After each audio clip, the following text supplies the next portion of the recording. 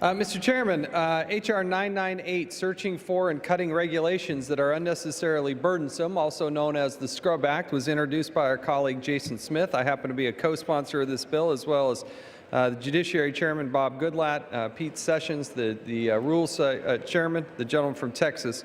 And we rise in support of this bill, the Scrub Act. Regulatory accumulation is a significant problem for the federal government. Year after year, federal agencies add regulation after regulation, piling onto an already very complex and crowded regulatory system. The Code of Federal Regulations, also known as the QFR, has some 178,000 pages. These are the regulations that you're supposed to understand if you're in a business, small business, big business, medium-sized business. It contains more than 1 million regulatory restrictions. And every year, the federal government adds, on average, nearly 12,000 new regulations on top of those. The regulatory accumulation has considerable impact upon our economy. According to the Competitive Enterprise Institute, regulatory compliance hurts economic growth by pulling nearly $1.8 trillion out of the economy. Regulations are particularly hard on small businesses that don't have the legal resources and the wherewithal to understand all of the complexities. Many small and medium-sized businesses will be doing things that they don't necessarily even know or understand could be problematic. There is room for regulation. Don't get me wrong. I'm not suggesting there should be no regulation, but the gentleman will suspend. The House will come to order. The members will remove their conversations from the floor. The gentleman is recognized. I thank the chairman. So we're trying to clean up some of this regulation and weed out the good from the bad. The Scrub Act will enable the government to do so, and that's why I appreciate our colleague Jason Smith for championing and bringing this bill to the floor again. The Scrub Act establishes a bipartisan, and I can't say that enough, a bipartisan retrospective regulatory review commission to conduct a comprehensive review of federal regulation. The commission's goal is to reduce regulatory costs to the economy by at least 15%.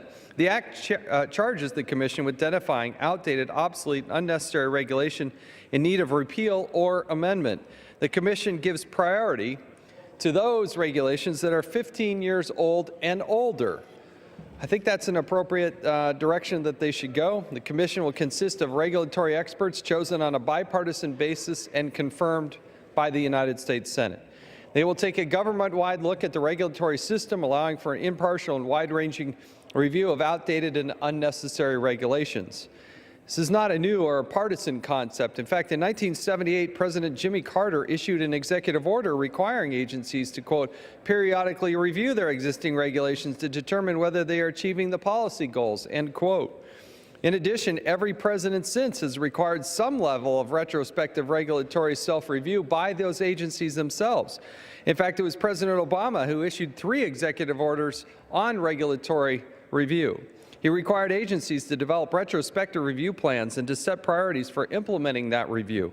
The Commission is tasked with identifying regulations that ought to be repealed or amended. The Commission will use common sense criteria to determine whether regulations are overlaps, duplicates, or just flat-out conflicts with existing regulations. After expedited congressional approval, agencies are required to repeal some regulations based on the committee's regulations. So you have people that are selected, they're Senate confirmed, then they bring forward a package that is allowed to be viewed by Congress. And so some have said, well, this is excusing Congress from its duties. Quite to the contrary.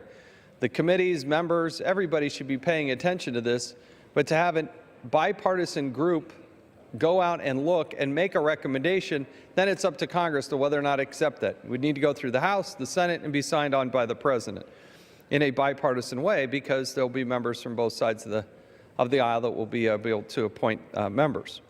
Other regulations would be subject to innovative regulatory cut-go procedure. The cut-go process gives agencies flexibility on how to prioritize regulatory elimination. It allows agencies to choose which regulations to repeal or amend and at what time. However, new regulations may not be promulgated until equally costly regulations are repealed. The Scrub Act gives agencies the direction and momentum needed to implement the regulatory reform our economy needs.